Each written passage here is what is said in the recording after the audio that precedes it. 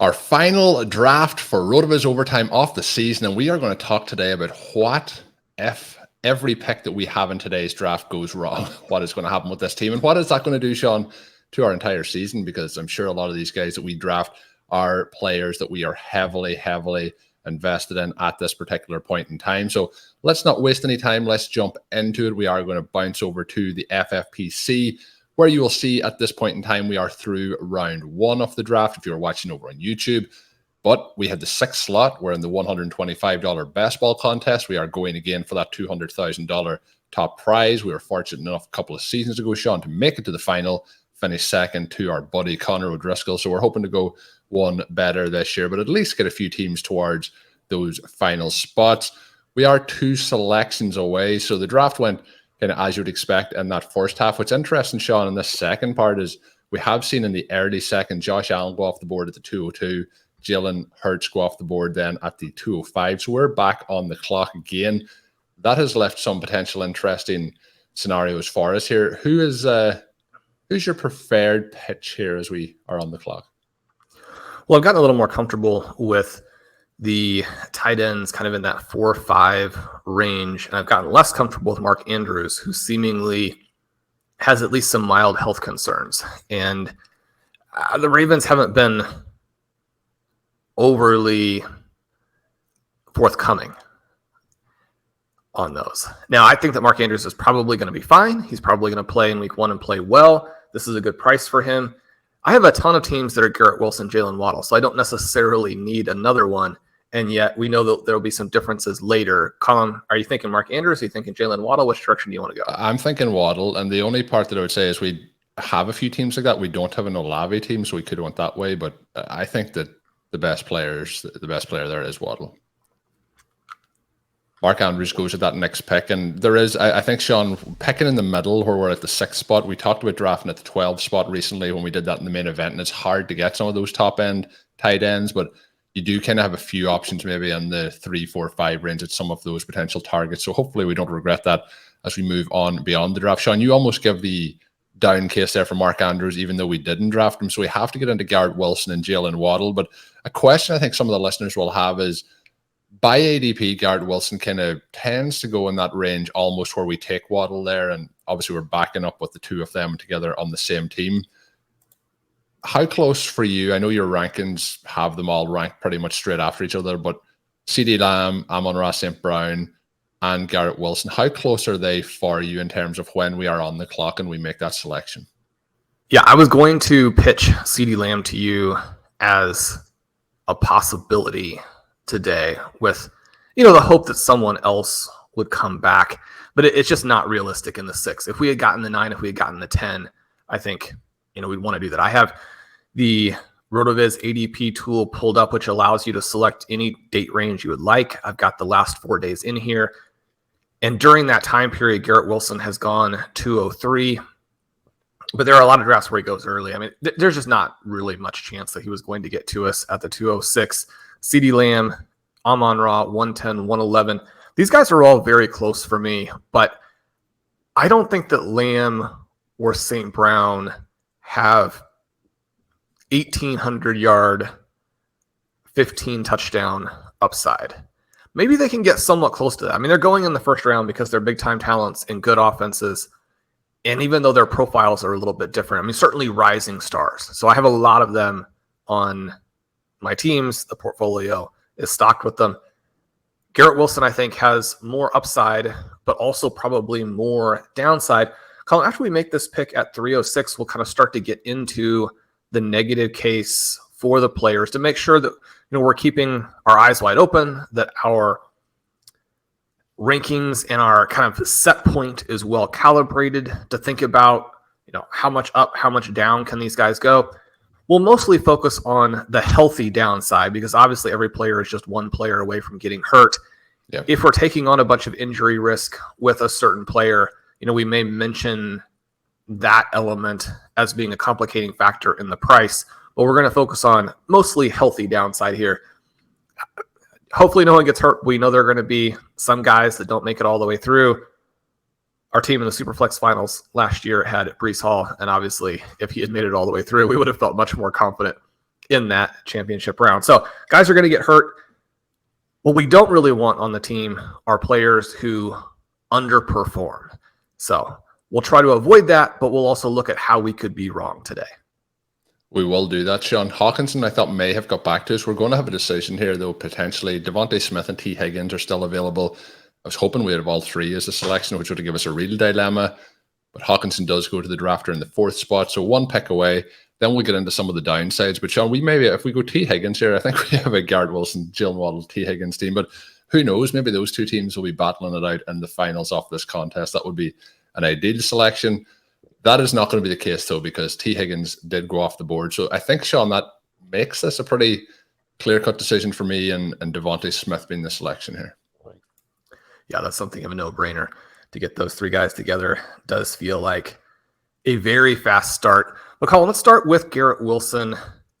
The downside there, to me, would be that we're all thinking about the second-year jump and thinking about the fact that we no longer have Zach Wilson. But the fact of the matter is that Aaron Rodgers played very poorly last year. He had one of the lowest adjusted yards per attempt for his career. He's no longer demonstrating that same type of playmaking ability. But beyond the playmaking, and probably more important than the playmaking, is whether or not he can extend plays and let his guys get open for these splash plays. One of the things that we watch with a player like a Patrick Mahomes is it's the ability to extend plays when the original shot isn't there that makes him so great. Obviously, people who think back through the decades really now with Aaron Rodgers, think about his MVP seasons, think about what he's done for so many receivers. I mean, you think about that scrambling ability and the ability to, number one, take the initial shot, get big plays. If it's not there, extend, have that secondary opportunity again for huge plays. As he gets to the end of his career and looks a little bit more washed, will he have that? And then the secondary element for me is that they bring in Nathaniel Hackett to run the offense, who was so bad last season at his job that Sean Payton kind of went against the normal, mores for, really any kind of work environment, certainly, professional sports, and just criticized him publicly. And not just criticized him, but said this is like an all-time worst coaching job. When you're talking about offensive coordinator, when you're talking about quarterback and those two issues potentially still being a problem, then you look at Garrett Wilson at the 106 and you're like, maybe there were safer choices. I would agree. And look, this coming from a big Aaron Rodgers, even apologist, I would nearly call myself. I've grown up, I'm old now, but I've watched Brett Favre and Aaron Rodgers play for the Packers for the best part of my life and pretty much all of my adult life that has been with Aaron Rodgers. And there was a lot of concerns last year with how the team played, but I think there was also other factors to that in terms of the rookie wide receivers being the key focal point. No Devontae Adams. There was lots of moving parts there. But my concern would be if Rodgers has passed his best. We did see that, Shawn, maybe 4 years ago where we kind of wrote Aaron Rodgers off and then he had 2 back-to-back MVP seasons. So the downside, there would definitely be that concern. The other part, though, I would say is he had 83 receptions last year, 1,100 yards and just the 4 touchdowns. I think 1,000 yards is probably still going to be the floor for this season. And you mentioned 15 touchdowns. I think, he's going to have more than 4 touchdowns if he stays healthy. So there's a number of things there for the downside, but I think it's a rather insulated floor. Obviously, when it's in the first round, you want more than that. Shawn, we are now on the clock, and something we have run into a few times is Breece Hall on Garrett Wilson teams. Again, I don't think we have to differentiate, but there is other players here that will be available. Is there anyone other than Breece Hall that is standing out for a potential pick for you, or is Hall just a no-brainer here? Well, I think that Hall, in a lot of ways, is a no-brainer. At the same time, if you wanted to go in a different direction and get Kenneth Walker, I would be perfectly fine with that as well. Probably the 2 biggest big play threats in the NFL at running back, along with perhaps Travis Etienne. Yeah, I feel like Hall still is the best player here. So as much as I thought about differentiating away from it. Let's get Breece Hall. Let Shawn, we're talking about worst case scenarios here. We're either going all the way with Hall, or we're going down with the ship. It's one or the other.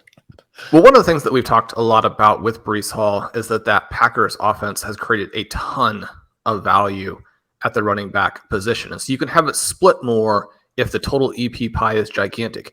When I think of worst case scenarios for this season, the obvious thing that jumps out is Breece Hall not being 100% or being kind of in this range where they want to baby him for big parts. You have all of the reports coming out for this week that the Jets are going to be careful with or appropriate with the workloads for Breece Hall and Dalvin Cook. One of the things that reminds you is that Dalvin Cook is not 100% either.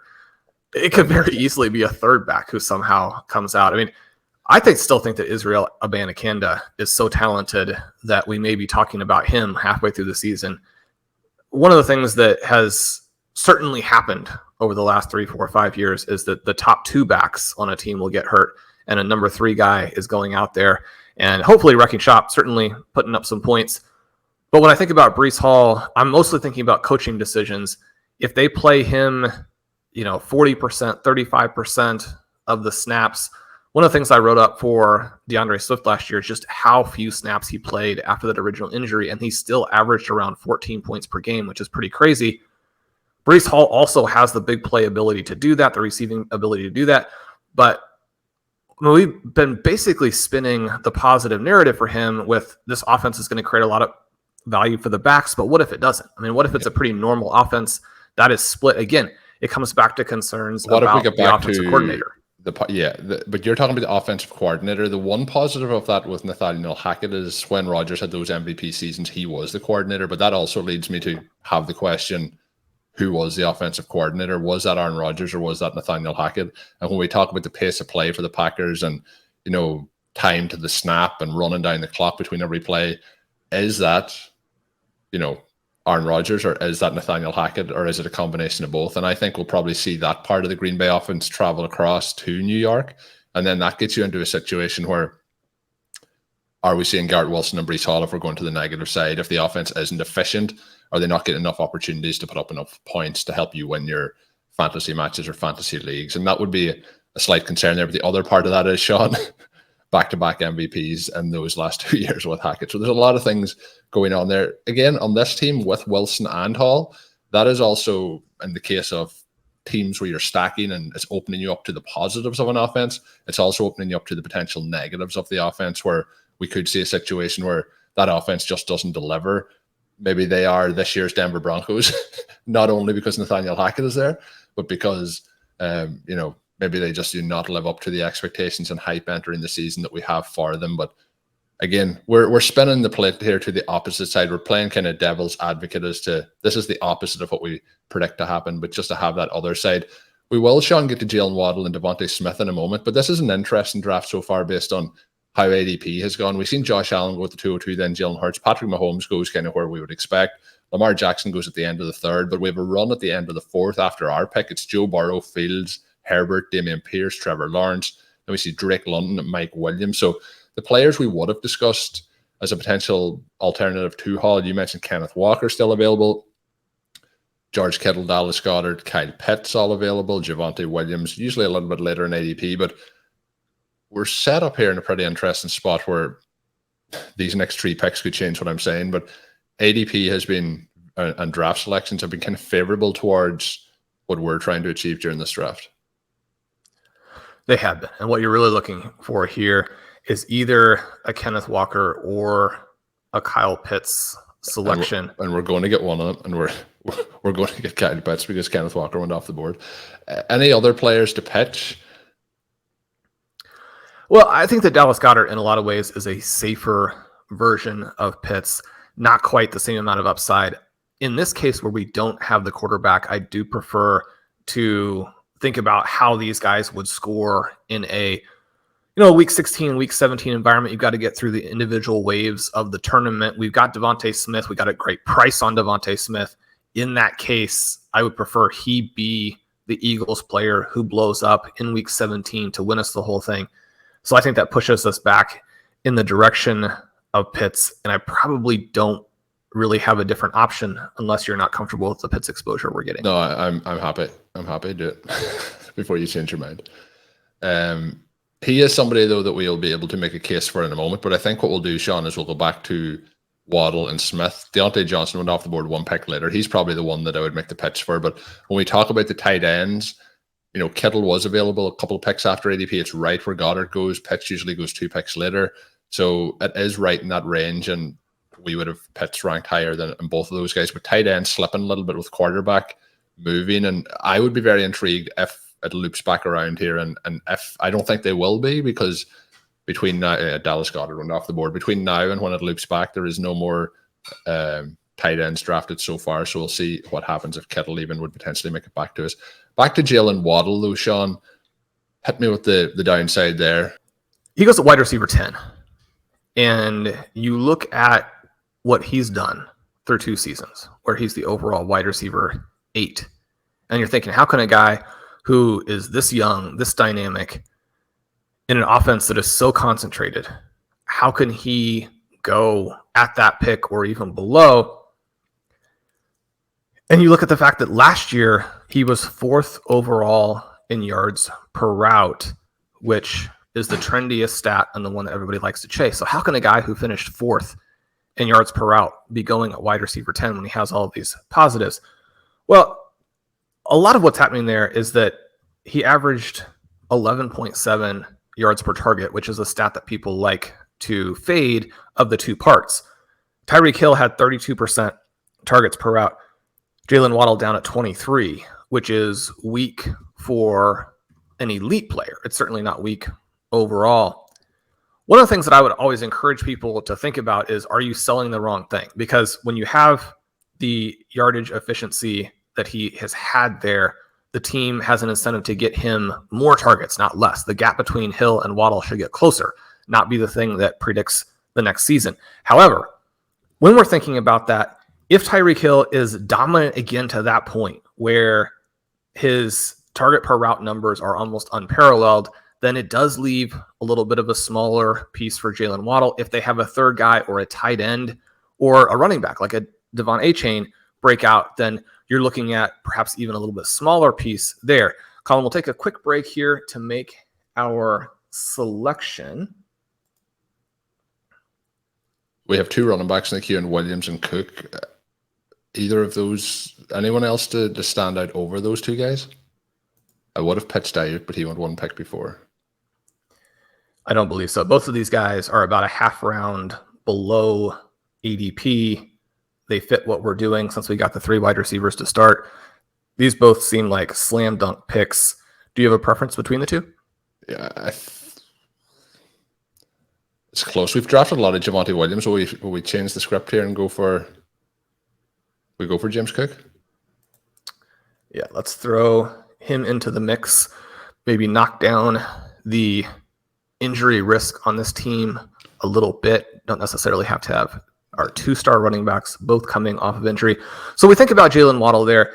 And one of the numbers that I have pointed out from time to time is that he also had just a hair below an 80% route rate, in part because these guys are getting dinged up constantly, or at least have in the past. We know that he missed a big chunk of training camp with an injury.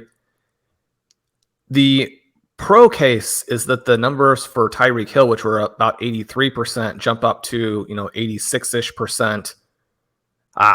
For Jaylen Waddle jumps up to 83, 84%, something like that. Again, just to give some contrast, Justin Jefferson was at 92%, CeeDee Lamb was at 91%, Devontae Adams was at 95%. There is a range to go in terms of route participation. You get some more routes, you keep the efficiency pretty decent, and the potential volume there is significant. But if those numbers stay more or less where they are, in part because these guys just don't have the bodies that can handle more than that, and then in part also because they're asked to go so hard on the passing plays, that the Dolphins do rotate them out more than you would guess in an offense where they're the focal points. I mean, you could understand it if you have a lot of secondary receivers that you want to work in. The Dolphins don't really have that, and yet they've also done a decent job of protecting these guys. So if the numbers stay down, I mean, you could be in a situation where Waddle has more or less the same volume and his per target yardage efficiency falls. I mean, then you're looking at someone who maybe should go in the 3rd round instead. So the healthy floor for this is still very high. The main issue that you run into is both health for him and the considerations or the concerns around Tua. and how much risk you think he has of further concussions. Yeah, there's a lot of parts there that you mentioned that all really wrap into the downside. He is somebody, though, Shawn, coming in back-to-back 1,000-yard seasons, over 6 touchdowns each year. He did have 6 as a rookie, 8 last year. One other part is he did double his yards per reception last year in terms of the average, so that may come back down. But in this offense, that may just stay right where it is in terms of how explosive the Dolphins could be moving forward for the rest of the season. The last player, Shawn, as we're trying to catch up on the players at the start, is DeVonta Smith. And we've seen a really strong run from him down that back part of last season in terms of how he finished up. Obviously, the Eagles getting all the way to the Super Bowl. Smith has been extremely impressive coming in as a rookie and in his second season. And now he has another number 1 wide receiver across from him. They did miss Dallas Goedert for a portion of last season, so he's back in there to take some of those targets away. But it feels like a very clear-cut receiving group with those 3 guys plus whatever gets dished out to the running back position.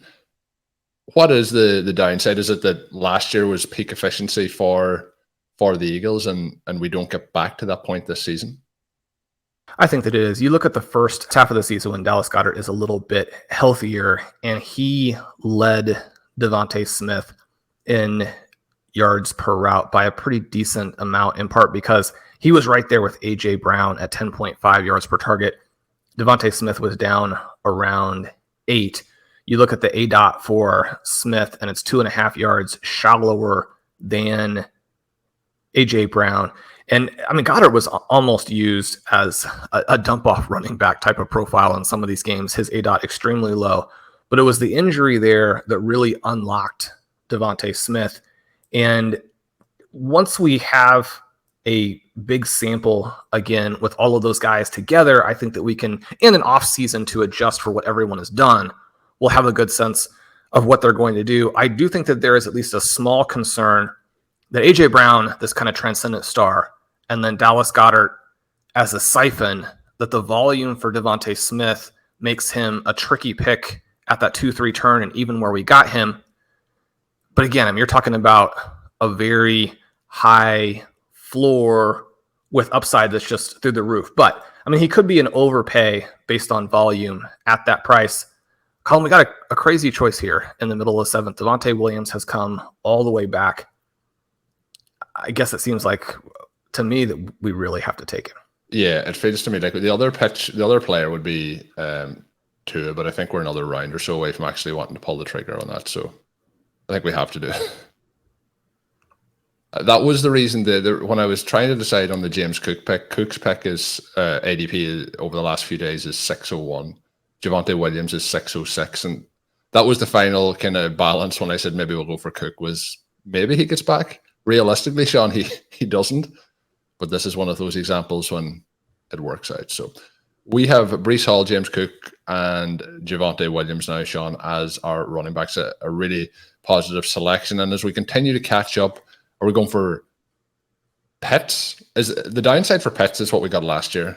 I don't really think it gets below what we got last year. Can we find a middle ground, or can we get back to his rookie season? Or do we just have to say that last year is the downside? Well, I think since we're doing a worst case scenario look at this. Worst case scenario is he retires after this draft. After this draft, he retires. The yards per target on Kyle Pitts was down around 6, right? And it's just very difficult to get that level of performance from a player of his talent. The catch numbers for Pitts fell through the floor last season. And I think you can put a lot of that on Marcus Mariota, but the fact of the matter was also that Pitts didn't make plays on the ball. And when the ball was in the air, he was not dynamic. And so we tend to think about Arthur Smith as being the culprit. We tend to think of Marcus Mariota as being at fault. And they both were in a big way.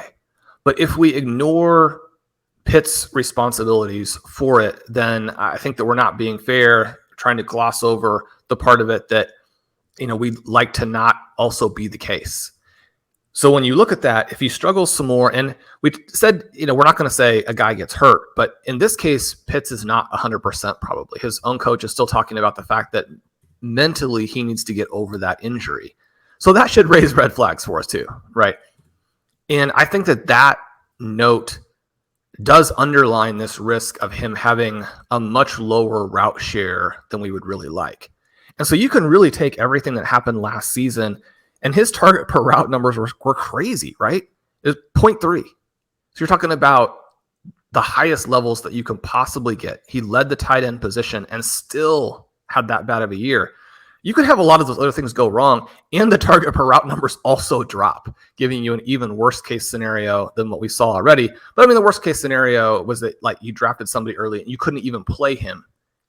Not being able to play Kyle Pitts, and this is a best ball format here, but we're also thinking through redraft environment. If you draft hopefully a stud tight end early and you simply can't play them, that's a pretty bad worst case. So that's the reason he's fallen to this point, because the worst case for Pitts is very scary.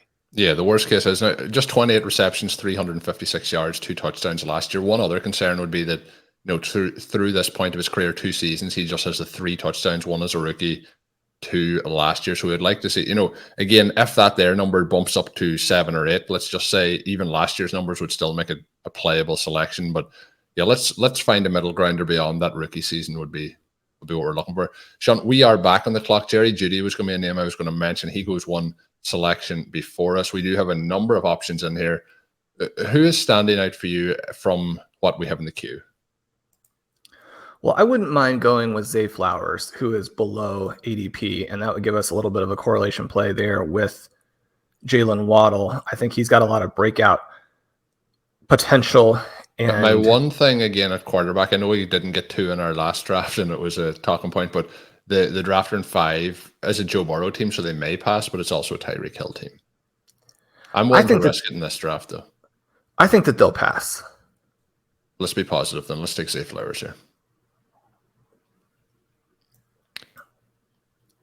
So one of the things that's interesting, Colm, and we have the ADP board up, we obviously have a lot of drafts in our back pocket, and yet it still is this kind of interesting mental gymnastics of keeping track of where quarterbacks specifically, obviously it changes for all the players, but specifically for quarterbacks, where they go in best ball, where they go in redraft, how you have to move around. And where they go in a draft like this, where we've seen, I'm just going to count them here. There is 8 quarterbacks through the first 4.5 rounds. There's been one drafted since, that was Daniel Jones in the 8th, which is interesting. Just the way we are set up now is where you would expect to be set up.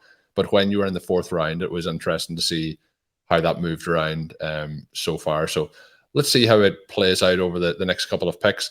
Shawn, excited. I'm very excited as to how this draft has kicked off. But the other players that we have to talk about, James Cook, Javonte Williams, and then Zay Flowers. So James Cook obviously gets the kind of Devin Singletary is gone, heading into his 2nd season. Can we see a breakout from him? But there is obviously concerns there with how the Bills use the running backs. We haven't seen, it's something I've chased anyway for a couple of years, is the Bills running back getting all those green zone, red zone touches, getting in the end zone. Josh Allen likes to keep those for himself. So is that part of the concern? Then he doesn't get the targets, and then we also get him squeezed a little bit by Damian Harris. It definitely is. And I feel pretty strongly that this Bills offense is kind of a sleeping giant for the fantasy running backs. And you think about what Devin Singletary did specifically during the fantasy playoffs in 2021. And I don't think that you're going to get that for a full year by any stretch. But it really shows what the potential is for a running back that they commit to for a stretch, that they believe in, and just how much scoring upside there is in an offense that's as potent as the Buffalo Bills. So from that perspective, it's hard for me to make the downside for James Cook other than he probably isn't one of these legendary guys. He probably isn't someone who can emerge as the next Austin Eckler. And anytime that we're drafting really any running back before round 9, round 10, I mean, our thesis is that guy can go and be a first-round pick next year. All of these guys we're looking at, J.K. Dobbins, Kenneth Walker, Travis Etienne, 3 players we didn't get in this draft, But then the guys that we are drafting, we're expecting them to make a play for next year's first round. James Cook probably isn't in play for next year's first round. But again, if it's a sleeping giant, then, I mean, maybe he's a discount Austin Eckler. I love the James Cook play. It's hard for me to make a worst case scenario argument for him that's any different than just, maybe the volume's not there in Buffalo. We are back on the clock, Shawn. Treylon Burks was the pick before as I was waiting to see what would happen. Is this a pick where we do take Tua? The players I was going to mention that would be alternatives if he did go was going to be Quentin Johnson and Tua himself. Sam Laporte is somebody who I would like to get, but with having Pitts at this point, I'm willing to see if he makes it back in the next round where the mid-10th is his ADP. Who do you want here? Let's go ahead and go Tua. I know that is... Are you making this up to me after... Colm, there's nothing to make up, right? I mean, that last draft went perfectly. Yeah, it really grew on me as the days have passed in between. We got some great feedback as well. People really enjoyed listening into some of the, the differences of opinion maybe on when it worked and what we should do, what we shouldn't do. And I think the team really fell nicely in that back half of that draft. So this team is drafted pretty perfectly for us through those opening 9 selections, Shawn. So let's see if it continues to go smoothly for us. I think we have obviously Flowers and Williams to talk about, but I think Tua, everything basically that you talked about on the Waddle side with Tua, the biggest fear with Tua is the health side of things. And I think we probably don't have to get into that any further other than what you talked about with Waddle, or is there anything else left to add? Well, I think that there's an element here where you have the 49ers, you have the Chargers appearing to come up with some solutions for how the Dolphins were so dynamic at getting the ball to those 2 receiving stars over the middle of the field, where the expected value of sort of intermediate completions or intermediate passing attempts is so high. And the pro case for Tua is that perhaps no one in the entire NFL is better at anticipating and throwing accurately in the first couple of seconds after the snap, and even on some of these play action situations. When you have that ability to get the ball out fast, and even on some passes that are decently down the field, but these passes that are straight down the middle are actually not that difficult from an arm strength perspective when you think about how far you actually have to throw it to get it 15 yards if you're throwing it directly there versus how far you have to throw it if you're going to the boundaries. And for Tua, I think that the con case, and certainly the previous coaching staff didn't think he could play in the NFL at all. So you go from a coaching staff that felt like it was a busted pick to a situation where he leads the NFL in a bunch of categories, even though he's struggling with the concussions. And you're like, well, this was a sea change, right? You had a coaching staff here who could really unlock him. But if defenses take away the things that he does well, does he have the physical talent to adjust and successfully execute the evolutions? Because the Dolphins are going to come back with a lot of wrinkles, right? They're going to look at what defenses are doing, how they're playing those plays, what their responsibilities are if the Dolphins show certain looks, and they're going to have wrinkles off of that to take advantage of the new defensive concepts. The question is, can Tua make those throws? We're obviously betting that he can, because you don't play at the level he played at last year if you're as limited as the downside case. But I think certainly when we're talking about worst case scenario, maybe he doesn't have the arm to execute the next level. That's very fair. The other side of that is there's not many teams in the NFL with the speed that the Dolphins have. But let's see what happens. We're 2 picks away, so we'll do the next selection, then we'll jump back into a couple of the players that we haven't hit. We're going to try and remember, Shawn, all the names that we have to get through. I'm kind of keeping a tab here on the side of those names. We are, though, in a range where I mentioned Sam Laporte might get back to us. There's 2 picks to go. There was a little bit of a quarterback run, 5 quarterbacks selected since our last selection. Jaylen Waddle is a name that is still available who would be interesting.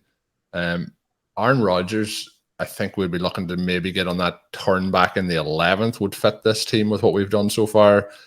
We don't have any of our favorite guys in this team in terms of the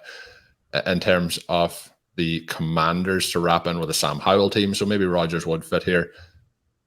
This pick, Shawn, for me, should be a Sam Laporta pick. Who do you want to get? Yeah, well, I was willing to take your guy here and to bet on Rodgers, to bet on that Garrett Wilson combination. Give us the two potential ways to win through the playoffs. Have a lot of Sam Laporta. Now, you're right in that Aaron Rodgers could come back, but in a draft that has been kind of aggressive at QB, I don't know that he would. I mean, Sam Laporta does go a little bit earlier. He is the perfect complement to Kyle Pitts. I don't think we can make a bad decision. I think we should go Laporta because it gives us a chance now to talk about the downside to all our Sam Laporta selections. Let's go back, though, as we try and keep tabs. Javonte Williams is somebody that we haven't talked about yet. Zay Flowers and then Sam Laporta. Williams, obviously, again, a bit like Breece Hall, coming back from an injury. Fear is the worst thing could happen is re-injury, or else that he is at, say, 75% or playing within himself all season long, maybe like we've seen with the J.K. Dobbins last year. The other fear is maybe the offense just is as it was last year and doesn't improve with Sean Payton. But we have seen what Sean Payton has been able to do with his running backs, with his offenses, and there's obviously the positivity of that. Now you're getting him in the 7th round, so there's the upside, but what other downsides is there in the worst case scenario for Javonte Williams?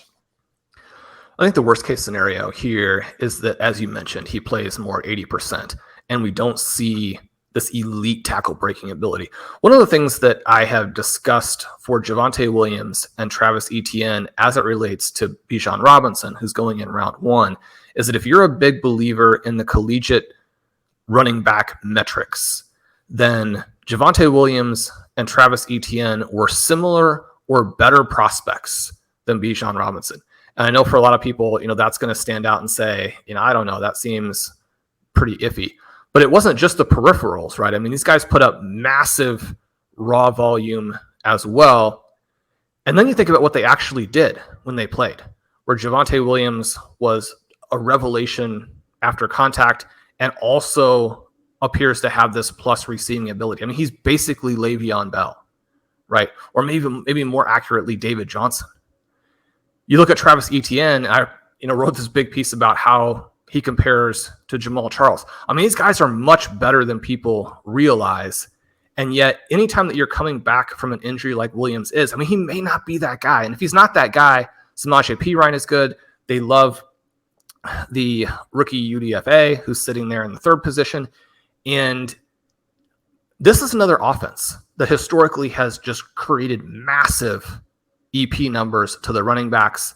Kind of writing about this, I talk about how people really remember those peak Alvin Kamara and Mark Ingram seasons.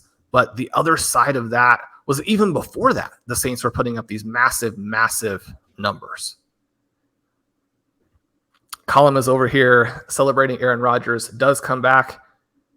Colm, the problem with King Laporta and then having Rodgers come back is that we're going to end up missing on A-Chain, but this seems like a very clear Aaron Rodgers pick. Well, I think with having Hall, Cook, and Williams, I'm willing to miss on A-Chain.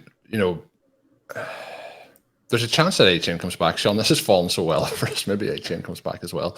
I thought you were going to say the problem is that we only have 4 wide receivers at this point. I thought that was going to be the concern. So we have now got 2 quarterbacks, 2 tight ends, 3 running backs, 4 wide receivers. This feels like destiny, Shawn, this roster at the moment. It really does. It really does. You got to keep in mind that sometimes those teams of destiny turn out to be the ones that are frustrating. Sometimes those drafts where your players sometimes they turn out to be worst case scenario. That's very good. Working the theme in. I love that. No, so we have Javonte Williams there. And as Ben and I were talking about this on the show the other day, he mentioned Pierre Thomas, which is one of the names sort of pre-Kamara. Again, a guy where the Saints created so much value. Now, the big difference here, when we're talking about Javonte Williams and we're talking about worst case scenario, is that Russell Wilson is not Drew Brees. Now, at different points in time in their careers, that wasn't a problem. They're just stylistically different. Now it may be a problem both from a skill perspective and from a stylistic perspective where if he doesn't get the ball to the running backs in the passing game, you lose a ton of high-value touches. Now, one of the things I've written a lot about is that his profile actually shifted last season, and it may have shifted out of necessity and desperation in that they couldn't complete any passes to the receivers. And so there were a lot more targets to washed-up guys like Melvin Gordon and Latavius Murray than you can possibly really justify. And so if you get, I believe it's 52 combined targets to those two players, when you're talking about Javonte Williams and Samaje Perine, now with Sean Payton running the show, you're looking at a lot of potential targets. But in worst case scenario, Javonte Williams is 80%, and the passing game doesn't flow through the backs in the same way that it used to in New Orleans with Drew Brees. And then there just aren't enough high-value touches to go around. If you're splitting in a pretty straight committee with Samaje Perine, who just goes here at 11-12 and is the safer way to play the Broncos, then you're frustrated with your Javonte Williams pick. Yeah, I agree. And Perine has flashed past us a few times there, Shawn, in the circle, and I did add him into the queue, just as an option to see where it would go. But he would definitely have been a target, I think, at this point, if we didn't have Williams, but it would have been very hard to pass up on the 3-0 that we got there off to Laporta and Rodgers. Again, with Rodgers, we talked about Wilson and the fear of Rodgers maybe being past it, the coordinator, everything else that's going on there, Father Time catching up with him. Anything additional to add to the Rodgers pick? Well, I think you can talk about not getting much value at all out of the peripheral receivers. I mean, he's come in and brought his guys with him, and his guys aren't that good. So that's a problem. When you're looking at ceiling and you're looking at spike weeks, you need his guys to do more than they did last year with the Packers. Maybe they do that in 2023, but that would be the downside, is that it's just Garrett Wilson who's creating value for you from an Aaron Rodgers perspective. So we are back on the clock. We've had a run of outside of HN. He was the one player there that I would really have hoped to get back to us in this particular draft. Sam Howell also goes, have to always update the RotoViz OT listeners on that. Shawn, some of the players in the queue here feel like the running backs are probably the strongest option, unless we went for a Jameson Williams selection. We have Algier, Spears, Johnson in the queue. Who is standing out for you as an option here for us? Well, this would be a good opportunity to get some Kenneth Gainwell exposure, balance that out a little bit. You got him along with DeVonta Smith there. Tyler Algier, always a good pick in the desperation or the really sad situation where Bijan gets injured. I think that Tank Bigsby, it's a good way to play a little bit of a hedge against all our Travis Etienne shares. Who do you prefer of those three guys? I don't have a strong lean either way. Gainwell's probably the pick by ADP, or Bigsby would be the pick by ADP. But yeah, Shawn did the pick. Bigsby, they're usually, the late 10th round, coming back here at this particular point in the mid 12th. So I think that value probably makes sense there. Was that what swung that pick for you? Or is it? Yeah, you're getting a big value. Yeah, you're getting a big value, I think, and you're showing some humility on the different evaluations. Bigsby looks like he's going to have standalone value. And so, I think the pick probably is Jamal Williams. I can't pull the trigger there. I did finally collect one share in Best Ball Mania. And you feel overexposed. Well, no, Jamal Williams now is going to score a lot of points. He should be a lot higher. It's too difficult emotionally. Still on board with Kendre. But logically and reasonably, Jamal Williams should now be going ahead of where he's going here. He should obviously be going ahead of Ezekiel Elliott. Yeah.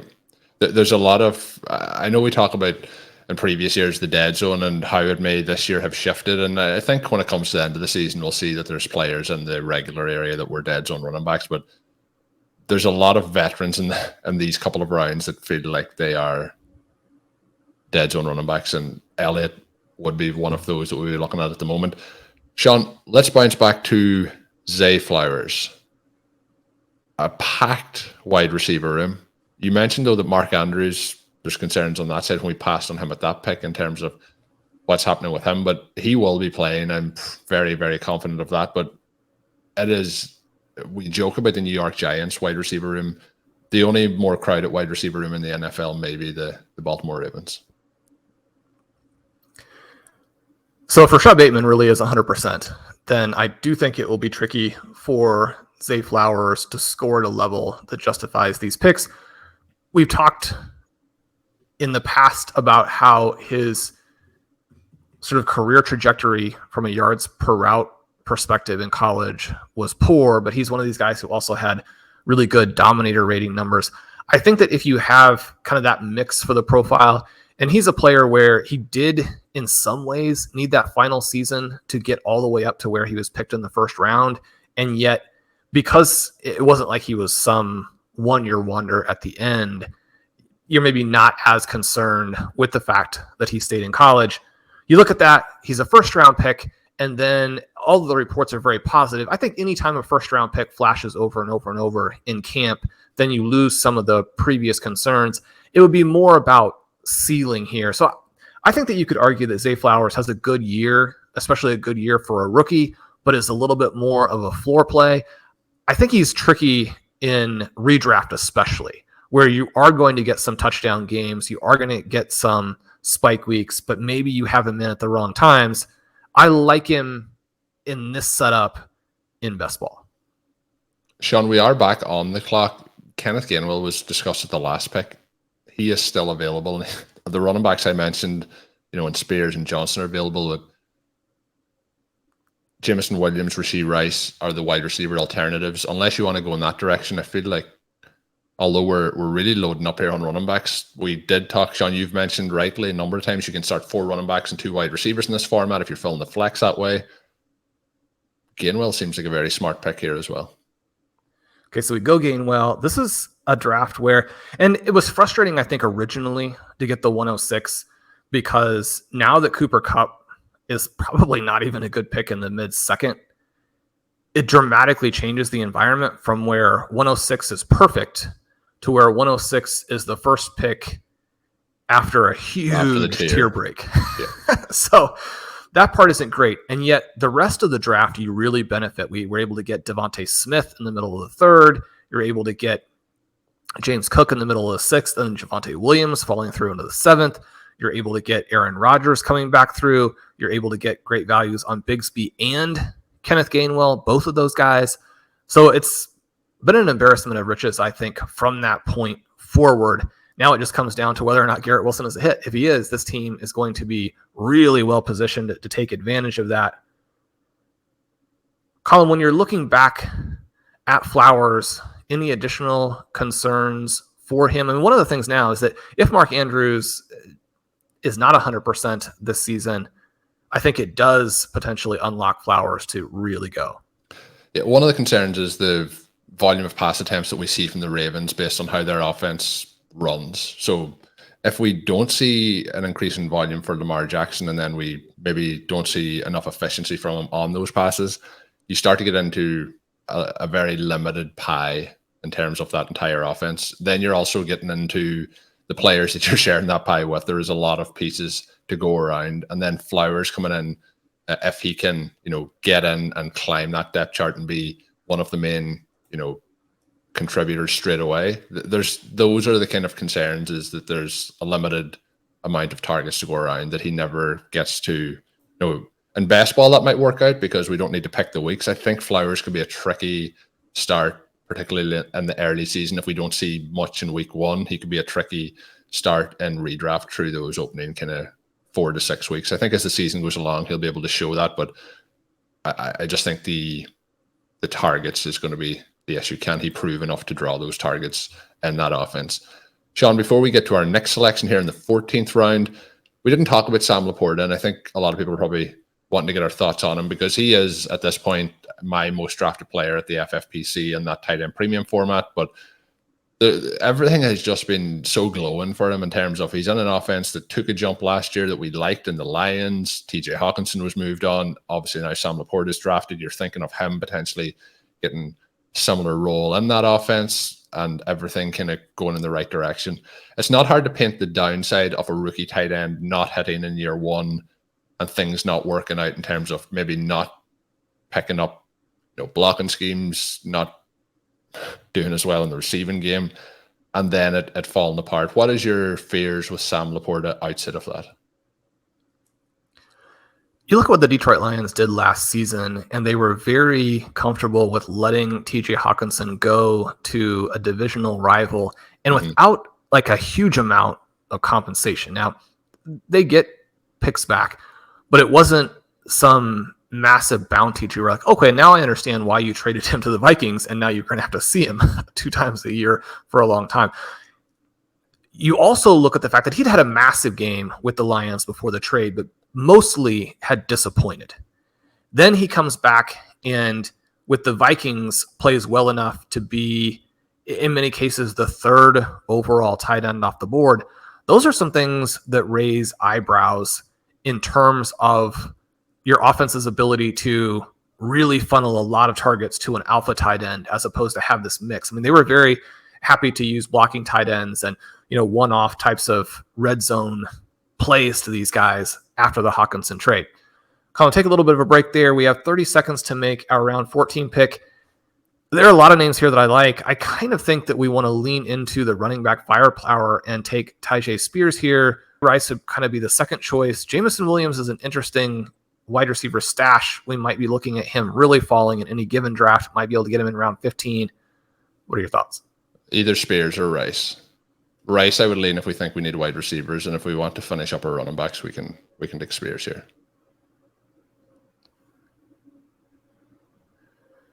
So we go Spears, and again, the play is to think through how you maximize the total value in a format that's a 2-2-2. Yeah. So this team could easily be 4 running backs, 2 wide receivers. You're hoping that Laporta gets in there in the flex from time to time in the tight end premium. The flip side of that with Laporta, obviously, is that they love him. They drafted him specifically because they think he does a lot of things that TJ Hawkinson actually didn't do. They think he's more athletic. They do believe that tight ends are sort of a cheat code to defeating these current NFL defenses. So, I mean, that's why we draft them everywhere. But certainly you mentioned rookie tight ends have a lot on their plates. Even when they play well, the volume isn't necessarily there. I wonder if the offense is going to be as favorable for a tight end here with Jared Goff as our exposures would indicate. We'll see. That would be worst case scenario if it doesn't come to fruition. On our last 3 selections, Shawn, we got each one of those around below ADP. So real values there. And it was that last pick for Spears. I mentioned Spears a couple of rounds ago, but at that particular point of the draft, I felt it might have been a point to lean towards wide receiver. But as you put it rightly there in terms of the 2-2-2 format, we likely are going to be starting 4 running backs, many weeks in this particular roster. Jameson Williams does go off the board, so we'll see. It'll be great here if Rashee Rice makes it back to us, but we'll see. There is a number of options here, both at tight end, wide receiver, and if we want to go more in at running back, Shawn Forrest here as we come back. As I say, that Herb Smith and Hunter Henry, who may have been in the mix, both go off the board to the drafter in the 1 spot. Tank Bigsby, Shawn, is somebody who we have been on the other side of that a lot. We have drafted Travis Etienne very regularly. We've talked him up on our podcast, but there is a lot of buzz as well there for Bigsby. But when you have a backfield, and we've talked about a number of backfields on this show, even if we look at, the Bills potentially with Harris there having some value potentially standalone, but we have P. Ryan as well with Javonte Williams. There is those backfields that I think there will be enough to go around. Bigsby should have a standalone role in that, but the worst case, I don't think the worst case for him is that Etienne just goes out and is the running back 1 in the NFL, but that is part of it. But I still think he's going to get work. What's the worst case for him? It's hard to have a worst case in the 12th round for a rookie running back. Yeah, I think the worst case is just that he doesn't quite live up to the hype and the standalone value that appears to be there based on his preseason performance is not actually there. People are going to resist this comparison, but I would argue that Ty Chandler actually came off of a much better final college season than Tank Bigsby. Obviously, he had a fantastic preseason last year, and that didn't translate into any volume at all. We know the situation here with the Jaguars and how that they look at that is quite a bit different. I do think he can be stepped on by ETN more than people are expecting. But again, that's why we're taking that hedge share in the 12th when he's a really good value. Colm, a little bit of a heartbreaker. Rashee Rice does go one pick ahead of us in the 15th. I really thought that with how bad the buzz has been for him in the last week that we could push him back through. I think my fallback here would be to go ahead and take maybe a similar play in Jalen Hyatt. So as I'm sure I'll have been able to clear out there, Shawn, in post-production, my internet completely disappeared. That hasn't happened in a long, long time, but Shawn makes the Jalen Hyatt pick. We'll get our thoughts on, again, I talked about the crowded wide receiver room in Baltimore. We're going to have a crowded wide receiver room here as well with the Giants. Gainwell, Tajay Spears, Jalen Hyatt. Shawn, who do you want to head on first before we get around to our 16th round pick? Well, I think that we can hit these running backs pretty quickly. Kenneth Gainwell, the downside would be that all of the buzz about him in training camp in 2023 is similar to all the buzz in training camp in 2022. That once the real games start, you get DeAndre Swift and Rashad Penny because those are two of the biggest talents in the entire NFL, and Kenneth Gainwell is not. Kenneth Gainwell is somebody who is multifaceted, executes the offense really well, is sneaky talented, but is a step down from those guys. Because he is multifaceted and sneaky talented, there is a possibility for him to actually go out and light it up. So that's why we took him. Tajay Spears, the downside there, and kind of what we're hoping to see, is that Derrick Henry stays healthy and is really good. Because if you get peak Derrick Henry, it's going to be tough for them to work Spears in, even if that's the intention. And we specifically know that this team has leaned on Henry even when maybe, not that it wouldn't make sense, but that it was a lot. So from that perspective, I mean, you could just not get standalone value for either of those two guys, and certainly we don't want players to get hurt. That's very fair. We are now ready to come up to this selection. One of the players, Shawn, in the queue was Sean Tucker. He goes off the board, CJ Stroud's after getting picked. We are in an interesting zone. You took Hyatt, which I think is a very smart selection in terms of how the draft was playing out, but we are in a zone here where running back and tight end are probably going to be our best options when it gets to this next pick. In terms of the overall construction, we haven't talked a lot about that throughout this particular draft. How are you feeling? I think that, the 5 wide receivers is pretty balanced throughout, but we have 6 running backs, 2 tight ends, 2 quarterbacks. I think it's a 2 quarterback build. I think we're probably still going to go to 3 or 4 tight ends. Are we how much are we going to push it here at running back with? Well, I mentioned there is some options. The main option here would be Chuba Hubbard. There's probably a little bit limited after that, but Trey McBride would be an option at tight end, even though you probably would get him on the wraparound. I don't know if he's somebody that we want to potentially give up. Anyone else, Shawn, for you here in this particular pick? Well, we're in the midst of a pretty big tight end run. Some of our targets have maybe gone a little bit earlier. Fant and Otten just go off the board on those last 2 picks. The player I really want to make sure we get is Wan'Dale Robinson, because I think if you have Robinson and Hyatt, then you have 2 shots to get 1 breakout. Okay. And you don't necessarily do that early in drafts, and you don't necessarily handcuff. But when you're talking about getting another receiver with this, what I would consider almost a perfect build, then I want to do that. But Wan'Dale's basically not getting drafted. So I think that we can risk it. I think that we can go McBride, because if we miss here on McBride, then you're probably looking at 2 tight ends in a format that has not been the way to play it.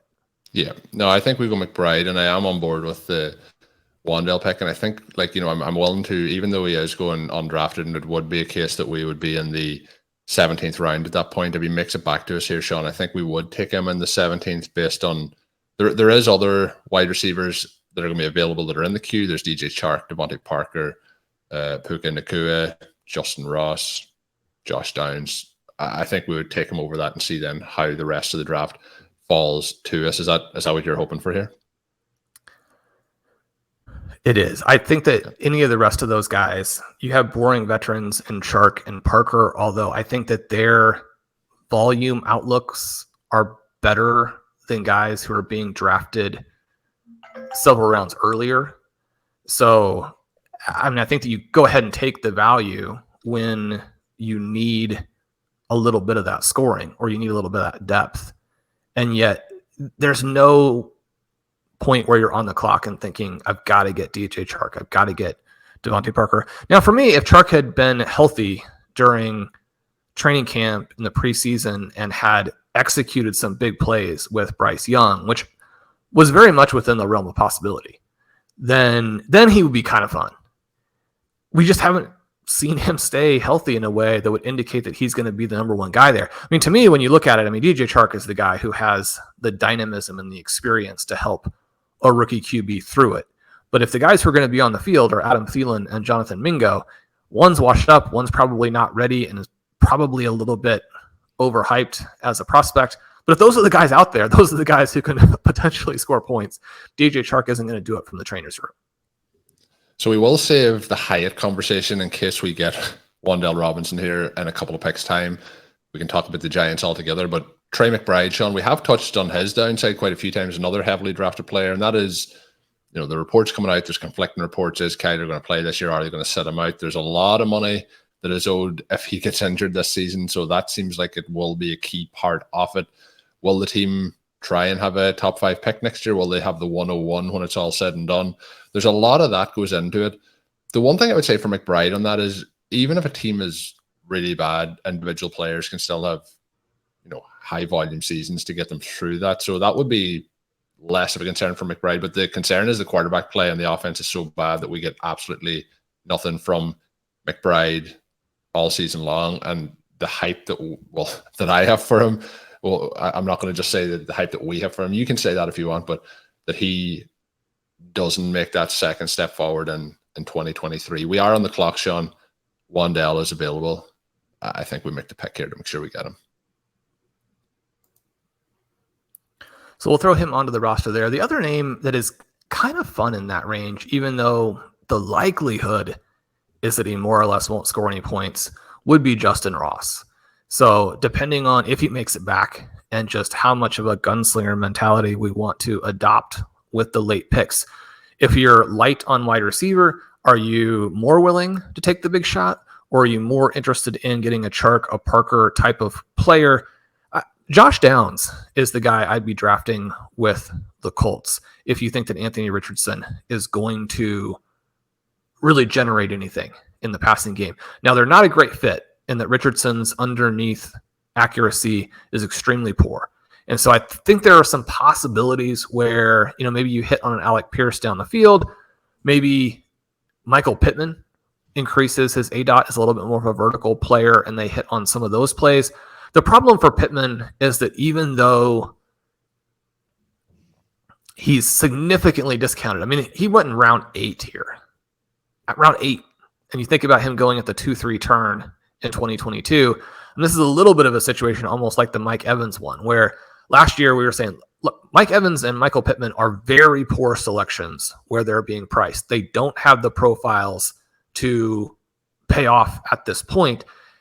And yet, because that was true, and now the situation is worse, they have been punished to really a pretty extraordinary level.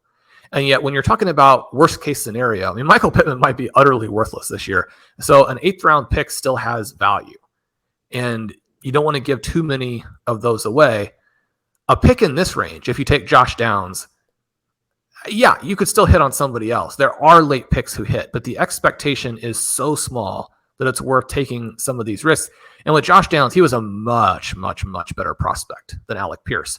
So you've got to significantly prioritize the apparent stylistic advantage that he would have, and you could say the year of experience that he has as being an edge. But again, I mean, he's going earlier here, just a couple of rounds in a range that doesn't matter too much from that perspective. He goes 16-10 in this draft. But all that is to say that I do like Josh Downs as a final round pick. So we are moving here. Justin Ross did go off there 2 picks ago, which would have been 4 picks before our selection. Would have been in consideration. I think, Shawn, we will continue our bold predictions here, but I do think that we want to try and get as much out of these last 3 picks as we can, because this draft has felt like a nice run here the entire way out. So Paris Campbell goes off the board. Who is the selection here really standing out for you? DeVonta Parker was somebody you mentioned, still potentially available. I think he fits in here as we move through. We are now on the clock as DJ Chark goes off the board. Never the most exciting pick to make, but I think, with anyone else at this particular pick at this ADP that you don't think's getting back to us that you want to take ahead of him. Shaheed is always interesting, but I don't think that situation really lines up from a volume perspective. I do think that you have to take Parker and get those routes in round 18 when he's done some things in the past and when the offense looks like it's going to be demonstrably better in 2023. Yeah, you made some of the comparisons to where some of the players are going. Juju Smith-Schuster in this particular draft goes in the mid 10th round, towards the late 10:09. DeVonta Parker is going at the 18.7. So there's a massive difference in the value there. I'm going to say this to Shawn, and this isn't trying to put words in Shawn's mouth. Shawn, who has the higher PPR scoring this year between Parker and Juju Smith-Schuster?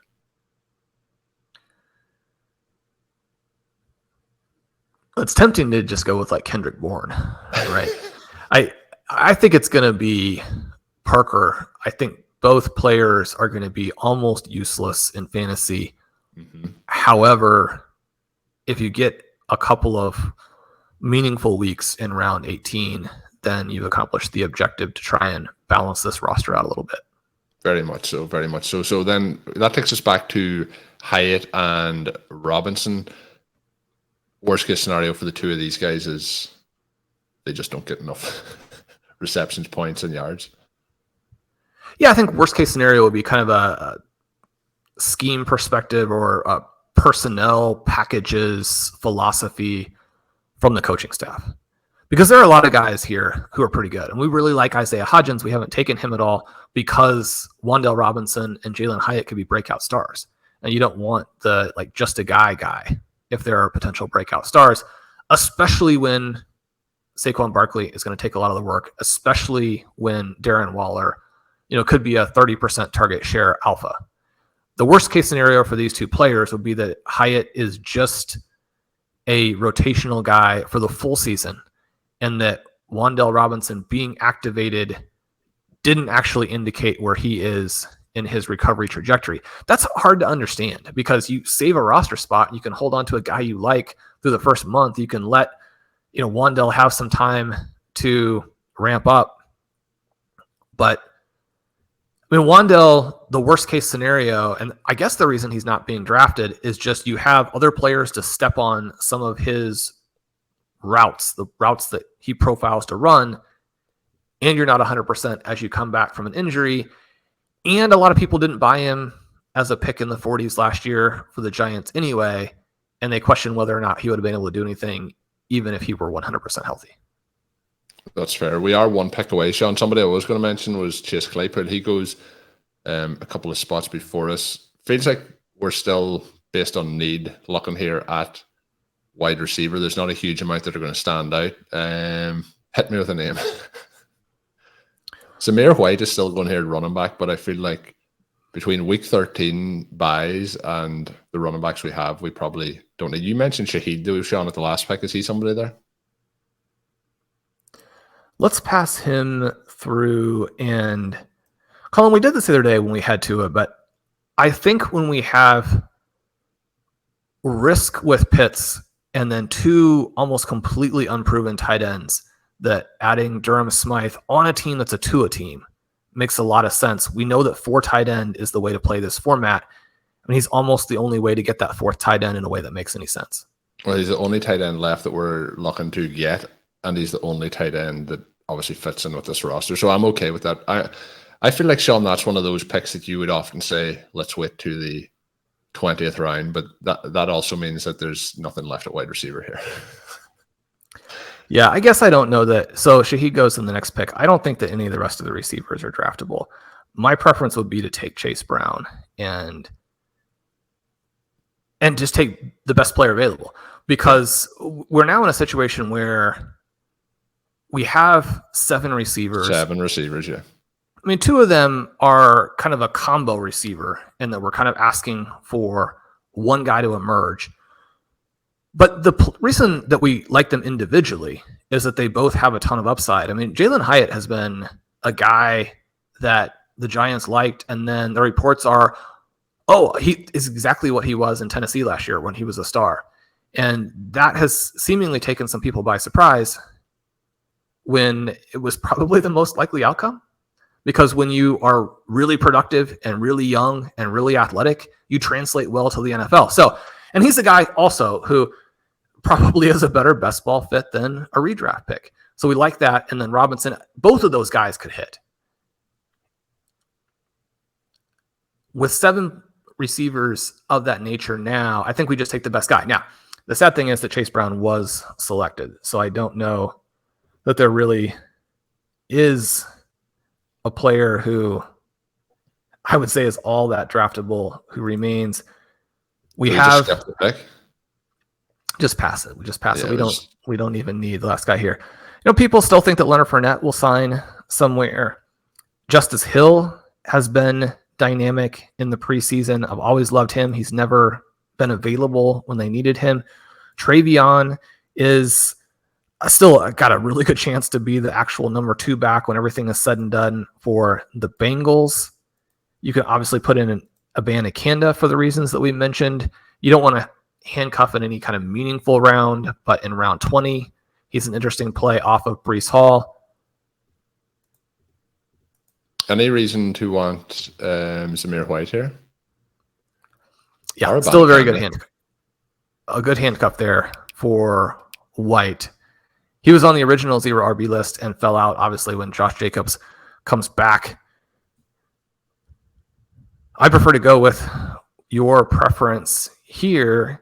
And I mean, this is a fun place to get 20th round Zamir White. I have Pierre Strong in the queue. We love him. For me, it's probably Zamir White or Justice Hill or Travion. I think just based on, again, like Zamir White is usually 17th round pick. We're getting him in the 20th. I think probably just for how the draft has gone, it's a sign to take him. So that's a fun way to end it. Colm, I love this draft with all of the big running back values and yet still being able to execute the game stack with Tua, where we have Jaylen Waddle and Zay Flowers, and then to be able to put Garrett Wilson and Aaron Rodgers together with Breece Hall also in tow. We're able to draft a team that has the tournament elements that we need, and we're able to draft a team that takes advantage of 2023's unique ADP environment. We have a team with an elite tight end. We have a team with 2 QBs without having to pay up for the QBs. It really accomplishes the objectives that we want in 2023. We've talked about the worst case scenario for so many of the players on this roster. It's been a fun exercise, right? Thinking through and making sure that we're aware of, that we're representing, that we're mentioning sometimes on the show what the downside is for the targets that we have in this really fun 2023 season. You want to be aware of that. Colm, let me ask you as we kind of finish this out, is there a specific player on this roster that, in addition to having kind of gone through the worst case scenario, is there a player that you're terrified that we are wrong on and we're going to get such, that there's a better chance than what our exposures would indicate that we get basically a non-playable guy and it takes a chunk out of the season? I think based on this draft, based on where we would have selected him, and we were drafting him in the first round last year, Shawn, so it's, but the one that I would have the concern about is that Pitts continues to be what we seen last year and the team just doesn't use him, and then that washes out again. More so for his career, the expectations of how exciting a prospect he was, how his rookie season went, how we were so hyped for him going into last season. That more so from that perspective. I think on this team with Laporta, McBride, and we're only putting Smythe in this team with the stacking element with Tua and the Dolphins, but I think there's enough to probably get us by with those other 3 guys on the roster. But that would be a player who, it didn't sit well last season when we drafted him so much, and our listeners drafted him so much, and it was a disappointing season. So he would be one I'm afraid of. We've drafted Shawn so much: Garrett Wilson, Breece Hall, Jaylen Waddle, Sam Laporta. Out of this team, Trey McBride, but at a lower cost, which doesn't make it as concerning. But those guys we've drafted so much that, if they're complete duds, or, we have week 1 coming up, if one of them goes down with injury in week 1, it feels like, a tragic loss on the season. But I'm hopeful. I'm excited for the season. You mentioned it's excited. Last year, we were excited heading into the season, but we kind of knew after 1 week, 2 weeks that you mentioned the dynamic with how teams were trying to take away the Dolphins, but last year we seen it with the Chiefs and the Bills, and it just wasn't as exciting in those early portions because the scoring was down. So I'm hoping that maybe this time around we see new concepts on offense, which the defense has to really work hard to solve throughout the season, and that would make for a really, really fun year. And if we get the likes of Breece Hall back and healthy, Javonte Williams back and healthy, these guys, playing, like this is a really exciting roster in terms of if Tua is healthy and he's back and doesn't have any concussion issues. You get Sam Laporta. I would be disappointed if Rodgers goes to the Jets and wins the Super Bowl with the Jets, when you would think, oh, he could be doing that with the Packers. But the truth is, the Packers at the moment, they do have some exciting young wide receivers, but they do not have a Garrett Wilson-like talent. So it'll be amazing to see him go and, tear it up there, and all the pieces, not just for our team here to bring us $200,000, but for the NFL, for the excitement around it. So really excited for the season. I would say my single answer is Kyle Pitts, and then the other answers around it are just due to monetary investment. Who's your player? My biggest concern is with the Jets and just how dynamic they look. I don't think there is any question about the talent for Garrett Wilson or the talent for Breece Hall. I'm worried. Not worried. I'm going to keep drafting the guys. But if you think about worst case scenario and what's your terror, what do you wake up in the night and your heart's pounding and you're thinking, oh, everything has gone wrong. You just don't have the volume and the electricity for that team to the right guys to justify these picks. I think the way it goes wrong, though, is I think the way that goes wrong is that Aaron Rodgers is past it and he can't do it anymore. I know you mentioned the offensive coordinator concern, but I think Aaron Rodgers is the offensive coordinator of this team. So I wouldn't be as worried about Nathaniel Hackett. As long as he lets, Aaron Rodgers talk about, the gold zone and things like that, and, do his, Mike Myers impersonations and things like that, Aaron Rodgers will be the coordinator. Yeah, well, and getting back to that conversation, I don't think that Hackett was doing anything previously. I think that was the head coach there for the Packers, who, is controversial in his own way, but has gotten off to a fantastic start to his coaching career. When you look at what would be disappointing in week 1 would be a game where Garrett Wilson goes out and has 10 targets and 7 catches and 80 yards, which is fine. Right? I mean, it's a 15-point game. But Stephon Diggs and Devontae Adams go 10 for 120 and a touchdown. Mm-hmm. And then you're thinking, taking the risk on the young guy who could be the 2023 101, I should say the 2024 101, that it didn't make sense, that we just got too excited. And that's very possible because Stephon Diggs and Devontae Adams are extremely good players. When we look at that and how we've drafted it and how that first month will go, you just do have to have a little bit of patience, because really the one thing that I was wrong about after week 1 last year, we do the show, I wrote an article about, don't underreact, because everybody's talking about don't overreact because it's just a normal thing. But at the same time, week 1 gives us a lot of new important information. I was very frustrated about CeeDee Lamb, a player that we drafted at the 1-2 turn quite a bit last year. And then his week 1 was depressing. The season ended up being fantastic and was just another step for him. He didn't go, supernova, but a strong year sets him up to, maybe take another step this year and get to like the 104, the 105 next year. If Garrett Wilson has like just an okay first game, we want to remember that they're going to be a lot more. So you have to be patient.